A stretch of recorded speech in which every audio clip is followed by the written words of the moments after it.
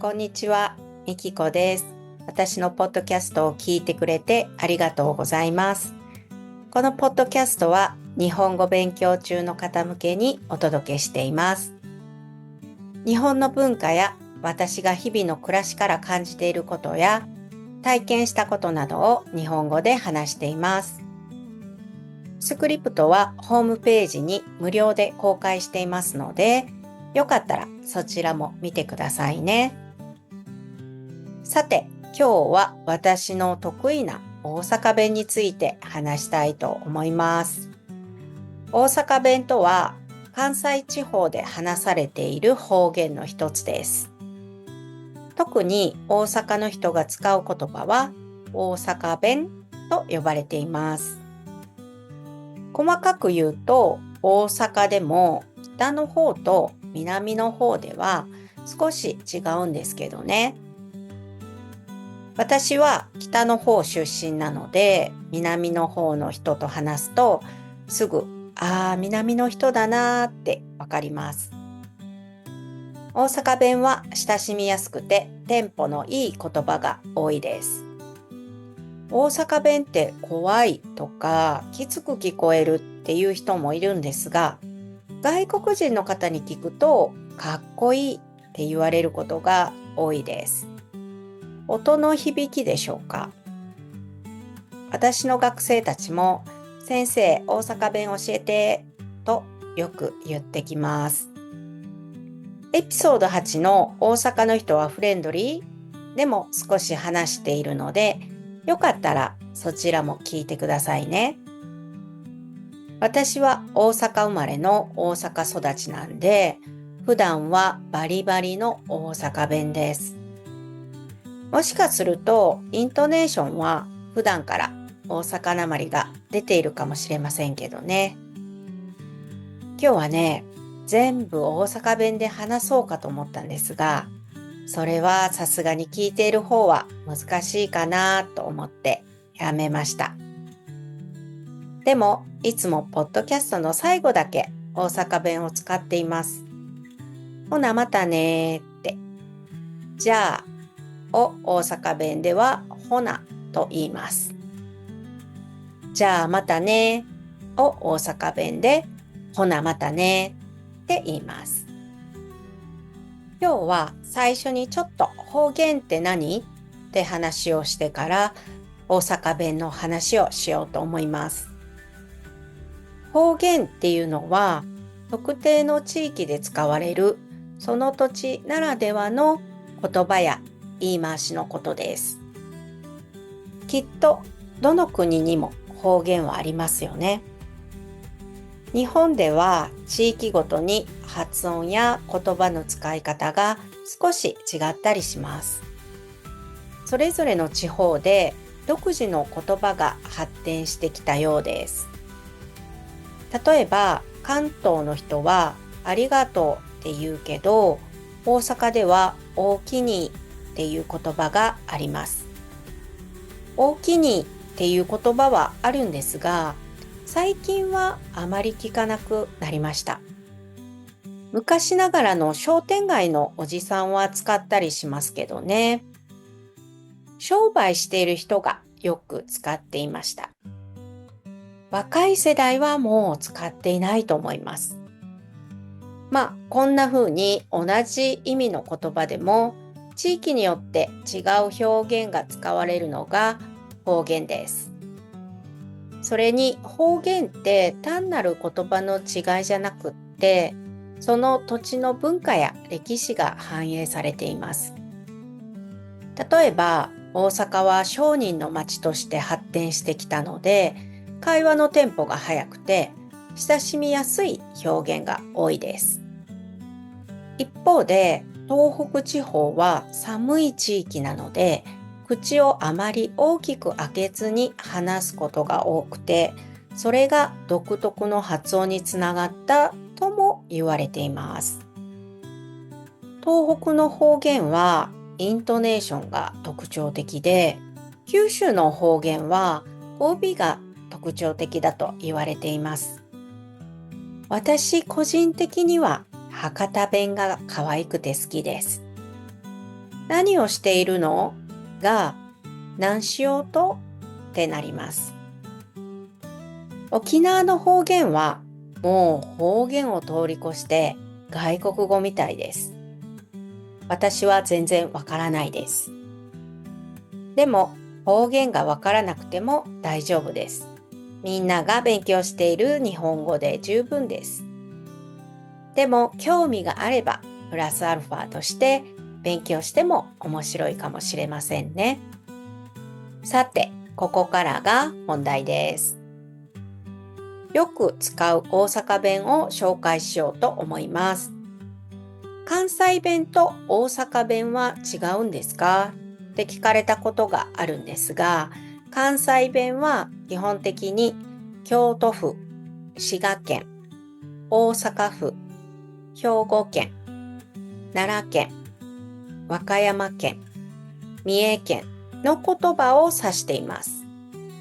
大阪弁は関西弁の中の一つです。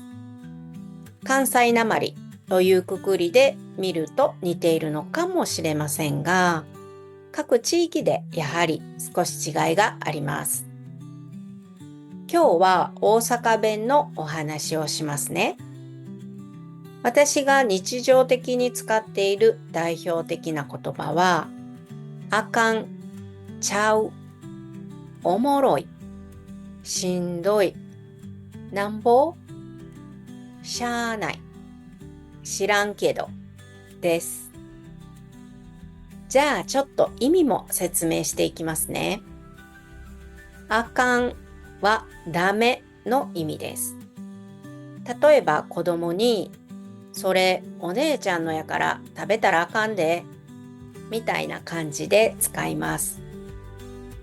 今、お姉ちゃんのやからってやからを使ったんですが、やからはだからのことです。それはお姉ちゃんのだから食べたらダメよっていう意味になります。それからちゃう。これは学校の先生と話しているときに無意識に出ているようです。先生に言われました。みきこ先生はよくちゃうって使いますが、それって違うの意味ですかって。はい、その通りです。ちゃうは違うの意味です。それから、おもろい。これはなんとなくわかりますよね。面白いのことです。すごく面白いのことをめっちゃおもろいって言います。それから、しんどいは何でしょう。しんどいは疲れたの意味です。実はしんどいが大阪弁だと知ったのは日本語教師になってからです。同僚の先生に通じなかったので調べたら関西弁だと出てきたんです。もう小さい頃から使ってる言葉ってそれが標準語なのか大阪弁なのかわからない時があります。はい。それからなんぼ。これはいくらと同じ意味です。例えば、この服なんぼしたん？この服いくらしたの？みたいに使います。お店でこれなんぼですか？も使います。それからしゃーない。これは仕方がないの意味です。そうそう、どんまいのことを大阪弁ではしゃーないしゃーないって言います。例えば、試験落ちたんです。しゃーないしゃーない。次頑張って。みたいに使います。それから最後は知らんけどです。これは正しいかわからないときに会話の最後に知らんけどって使います。例えばこんな風に使います。今年はボーナス上がるらしいよ。知らんけど。みたいな感じです。ボーナスが上がるって会社の噂で聞いたけど、本当かどうかわからないとき、こんな風に使います。結構便利な言葉で、私はよく使っています。はい。よく使う大阪弁について話したんですが、大阪弁には独特の語尾があるので、それもお話ししておきますね。例えば、こんな感じです。今日仕事やねん。これ美味しいやろ？もう宿題したで。明日学校やんな。はい。やねん。やろ？で、やんな。が代表的な語尾です。今日仕事やねんは仕事なの。やねんはなのと同じ意味です。それからこれおいしいやろはこれおいしいでしょ。やろはでしょと同じ意味です。それからもう宿題したではもう宿題したよ。ではよと同じ意味です。それから明日学校やんなは明日学校だよね。やんなはだよねと同じ意味です。こんな感じで方言は地域によって語尾やイントネーションが変わります。もちろんさっき紹介したように言葉も違うこともありますけどね。方言って元は限定された地域のものですが、移動していっていろんな地域で使われていることもあります。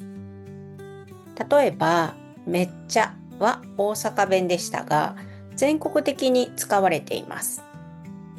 めっちゃはとてもとかすごいと同じ意味です。めっちゃ美味しい。今日はめっちゃ暑い。みたいに使います。ただ、大阪と東京ではアクセントが違います。大阪はめっちゃ、それから東京はめっちゃ、それから東京ではめっちゃを超と言います。超美味しいとか超暑いとか言葉って面白いですね。今日話した中で皆さんはどんな言葉を聞いたことがありますか？何か質問などありましたら遠慮なくコメントしてくださいね。はい、今日はここまでです。最後まで聞いてくれてありがとうございました。ほなまたね。